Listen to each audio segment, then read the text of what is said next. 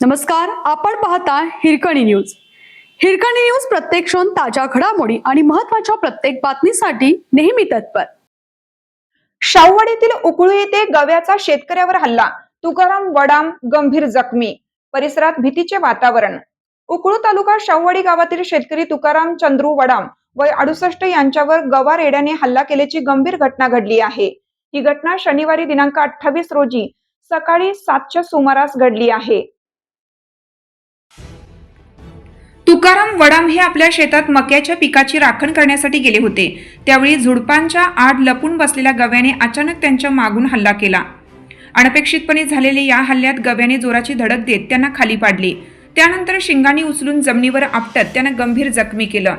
या हल्ल्यात वडाम यांच्या पायाला, मानेस तसेच पाठीच्या कण्याला जबर मार लागला असून ते गंभीर जखमी झाले आहेत. घटनेनंतर स्थानिक ग्रामस्थांनी तातडीने मदत करत त्यांना उपचारासाठी शित्तूर वारुण येथील प्राथमिक आरोग्य केंद्रात दाखल केलं. प्राथमिक उपचारानंतर त्यांच्या प्रकृतीची गंभीरता लक्षात घेऊन त्यांना पुढील उपचारासाठी कोल्हापूर येथील CPR रुग्णालयात हलवण्यात आलं आहे.